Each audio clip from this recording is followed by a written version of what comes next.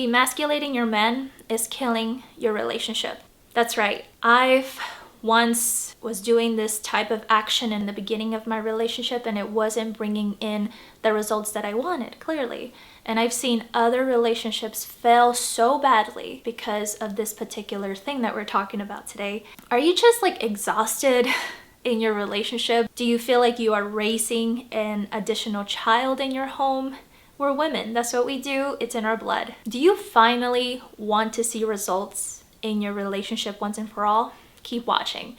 I'm going to explain where this emasculation action comes from, why do women do it, and bring in solutions to you that will definitely, because I am so confident that it will, because it improved massively in my relationship, that it'll definitely improve in yours if you literally stick with me throughout this video.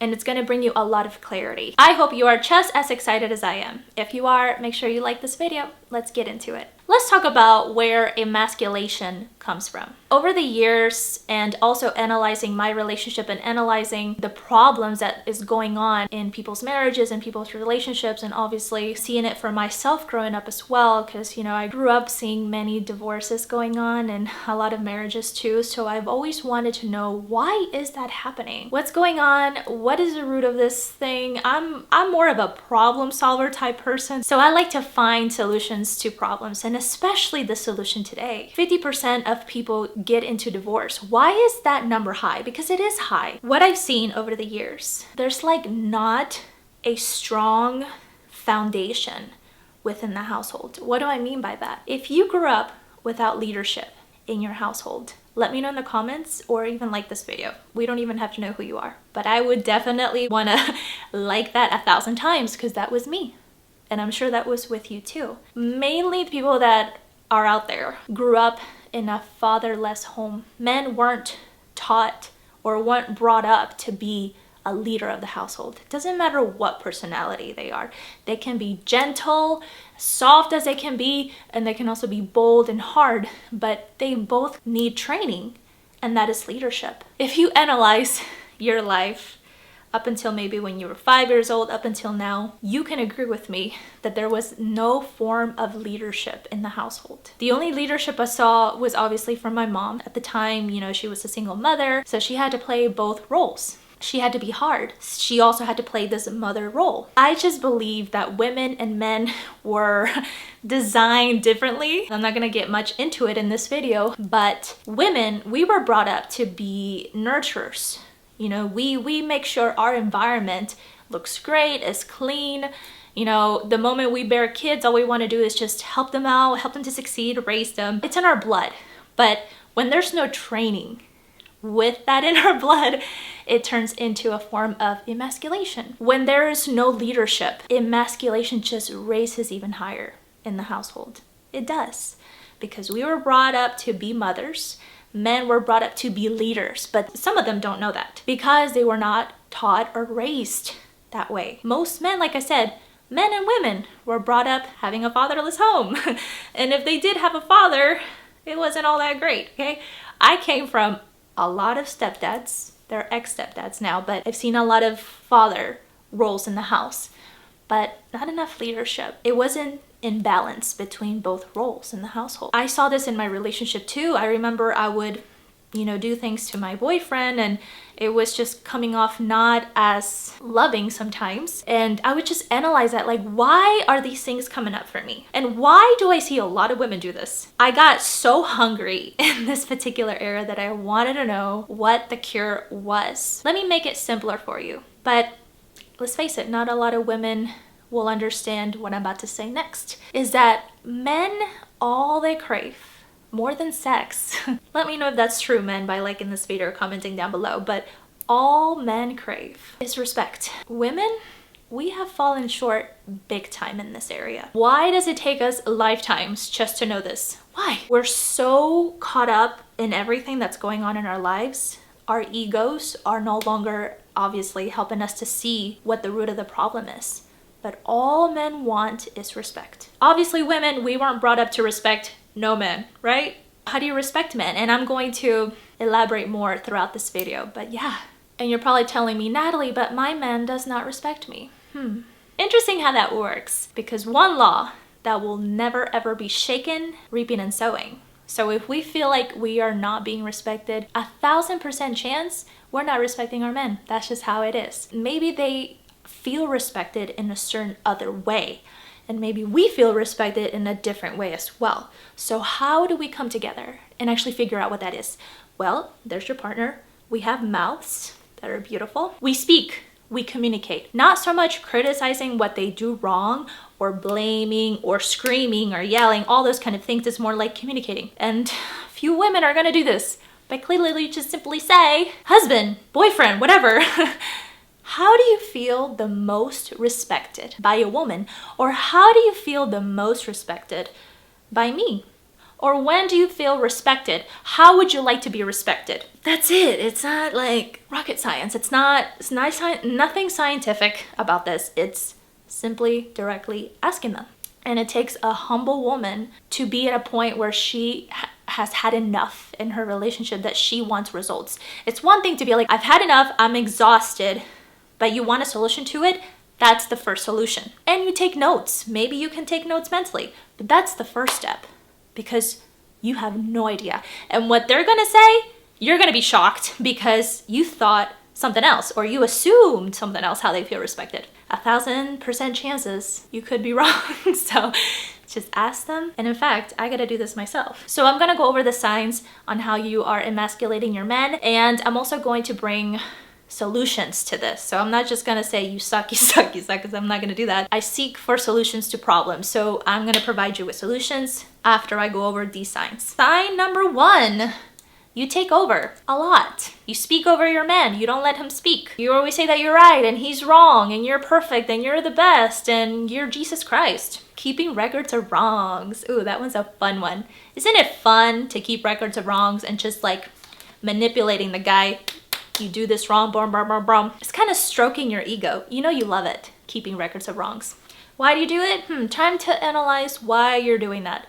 Maybe your mother did that. Maybe your sibling did that. Maybe your dad, if your dad was around. How's that gonna help anybody? The next one, you put him down. Kind of like talking about keeping records of wrongs. You put him down all the time, saying that he sucks, he's not man enough, he's not working hard enough, he's not providing nothing enough. Helping him to see once again that he's not enough. For someone to criticize so much, they're pretty much criticizing themselves too. A person that is healed, that has done their work of healing and forgiving themselves, and then their partner, because it's not about their partner, it's really about them moving forward and living in freedom and not be so angry all the time. When those women take the time to do that, they're not going to put anybody down because they see a different light. They see a different perspective in life. So that's another sign. And I used to do this. So just so you know, like all these signs, like I fall short too. So don't feel like, oh yeah, I'm a saint and this is perfect. No, we're not Jesus Christ and we make mistakes, but if we're working towards getting better every day, even if it's just like 1% every day, you're becoming a better version of yourself every day for you. For you, it's like the overall picture, the vision. This one is a huge one. When you don't believe in him, why did you marry him or why are you with him? Again, stroking your ego. This one is a very taboo topic. The next sign, this one is the one that came into my mind. I've seen women do this, which it's also not very good. And it can lead to a lot of ugly things. And that is, you threaten him to not have sex with you. That's a big one. I can make like 5 videos on this particular topic, but I'll just leave it at that. I can't just like talk on a surface level. I know there's so much more to uncover. Please take it as a grain of salt, but I just want you to become more aware when I say these things. So that's another one. Just like keeping that area non-existent. That's manipulation. And if you want to know more about how to break free from that, let me know in the comments below and I'll for sure make a video of that because it can get pretty juicy. Oh, this one is my favorite. I see this so much. You ready? You criticize him way too much. Like it's too much in a point where he can't breathe and he's kind of like drowning, criticizing. I mean, I know certain personalities, you know, do very well with criticism, but let's face it, all personalities can't deal with just so much criticism. They can't. They just absolutely cannot function well when it's constant criticism. Let's put ourselves in their shoes for just like 1 second.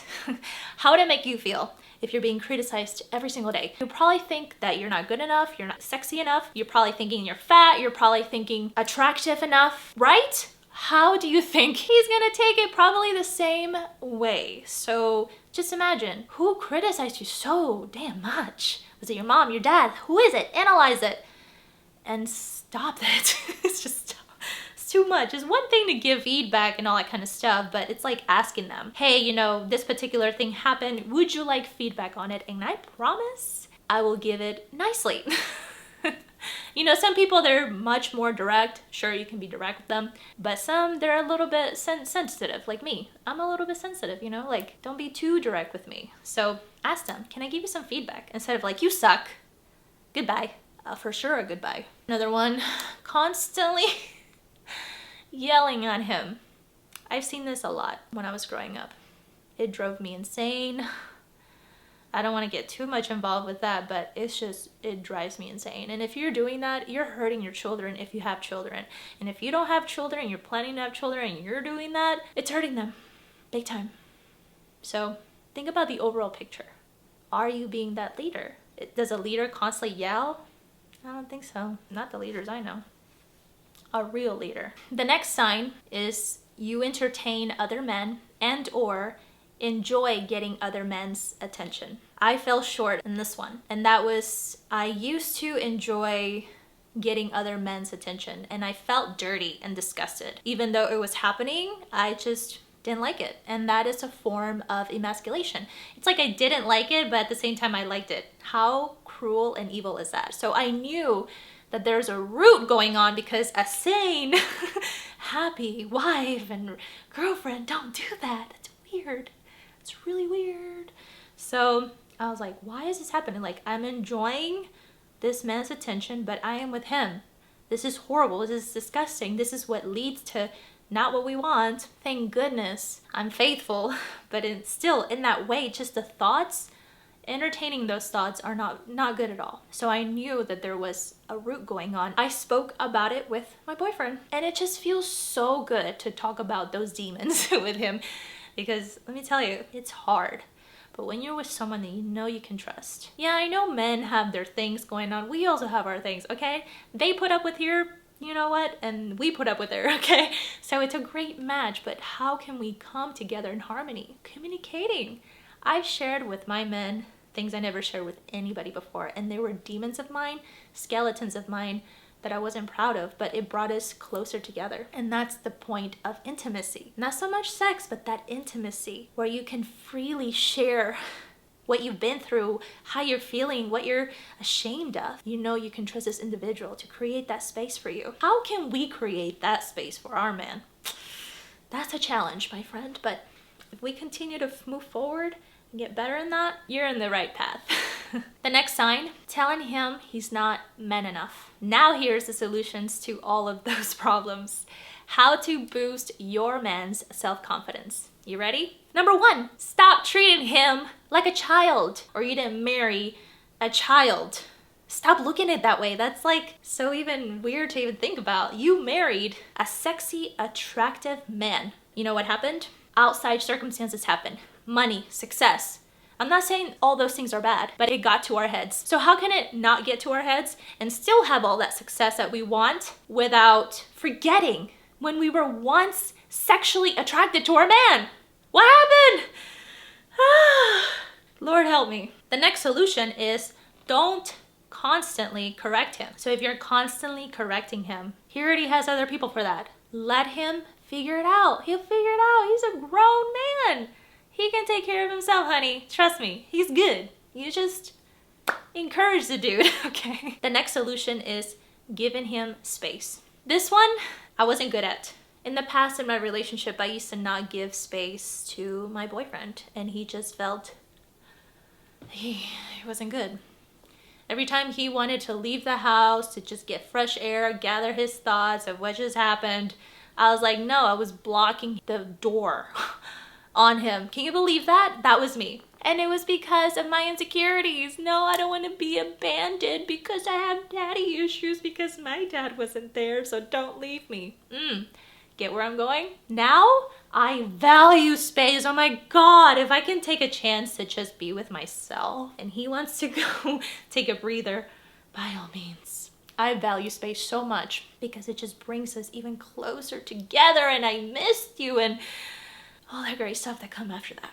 Space. The next solution is thank him when he does take the time to offer help. Thank you so much for stepping up. Oh my God, I stepped away for like a second and then you stepped up. Thank you. Because I'm constantly overbearing, constantly controlling, constantly over your head. Thank you. Thank you so much for your help, of course. This next solution, and it's a fun one, it's a life motto that I live by with my boyfriend, and they love this. Men, if you love this, like if you genuinely want your girl or soon to be whatever, and that is calling him your warrior. Now I know that can be cheesy for some people, but it's so true. Like men were wired to be warriors, but because they're not warriors today, it's because us women, hi, I'm here to step all over you, Miss Independent. I don't need a man. Great marketing propaganda's out there. Okay, let's just get back to reality. Hi, you see me? Okay, great. Let's be honest. By the time you're 60, 70, whatever, you're gonna wish you took this particular advice. And I'm so thankful that I did, because I've grown so much in this relationship. I value it. I don't care what personality you are, all women crave a warrior next to them. We do. The reason why you may think that you don't is because you haven't even experienced a warrior next to you. And that's okay. That's why I'm here. I'm here to help you, okay? I was in that situation before. It's amazing when you tell them you're my warrior. You know, you're my king. King is okay. But the warrior, try that on your husband or your man. And I kind of want to know what's the feedback on it. Please, I really genuinely want to know what they think of it. And men, if you're listening to this, what do you think of that? Comment down below. Engage with me. I would love to know. Give me all the feedback that I need. Thank you. Yeah, warrior. We all crave a warrior next to us because they make us feel like true queens, true actual queens that we are. We are queens. Just need a little training. Just a bit. Men, you need training a little bit too. I can't speak for men a lot because clearly I'm a woman, but you get what I'm saying. Another solution is help him to improve, but make it to a way it's his idea. We all know that when someone comes up with a solution or an idea that comes from them, they're more likely to do it. They're more likely to follow through. But 99.99999% of the chances, when we tell others what to do or we try to improve them, kind of like myself, you know, say only 1% of you are actually gonna take this and run with it. The rest, they're not. How to motivate your man is making it in a way that it's his idea. That's how he's going to improve. If we're caught up on like do this, correcting him, blah, blah, blah, we all know that's exhausting and they're not gonna do it. I'm just gonna let you know right now, bring you so much clarity, stop it. Make it in a way it's his idea. Have him get it out of his mouth. The next solution is communicating with him. Communicating with each other in a way that you both can come together and become each other's best friend. Man, when you are in a relationship with your best friend, you know, the one that you are obviously sexually attracted to and all this kind of stuff, a true partnership, and you can come together and communicate with one another, that creates so much trust that leads into intimacy and other things. Intimacy is so highly crucial in a relationship. We human beings want that. I don't care where you come from. We all want that. And that starts by communicating with one another, making each other feel safe, like they trust you. You don't want to be in a relationship where they don't trust you. That's horrible. That's like the worst thing that you can live. It's not trusting your partner. Communicate. It's a big game changer. And if you communicate, you obviously know your relationship better than I am, but there's a time and place when to communicate, obviously. And if you're bold enough, and even if you're scared, share your demons. Like I was scared. I'm like, oh my God, I'm going to share my demons with him, my skeletons. What if he doesn't love me anymore? What if he doesn't see me the same anymore? No, he loved me even more because I'm able to trust him. And people want that. People want people to trust one another. So do that. And keep in mind of the vision that you sign up for in this relationship. What is that vision for your marriage? Just like in anything else in business, a man without a vision will perish. In business, in relationships, in health, in finances, in spirituality, no vision, destruction. Vision. Now we're talking. Now it's more motivating. Now you're living a purpose-filled life. When you want that, have that vision in mind. The moment things are falling out apart, honestly, it starts with the vision. Things are falling apart, stuff is hitting the fans, you name it, lack a vision. So I hope this video brought so much clarity to you. I enjoy talking about this particular topic. If you can't get enough of it, watch this video next. This video, stop emasculating your man. Go ahead and click on this video next. Thank you so much. Subscribe, like, comment if you haven't done so. And if you found this video helpful, share it with the people that desperately need to hear this type of message. Thank you so much. I appreciate you. I believe in you. Let's do this. See you next week.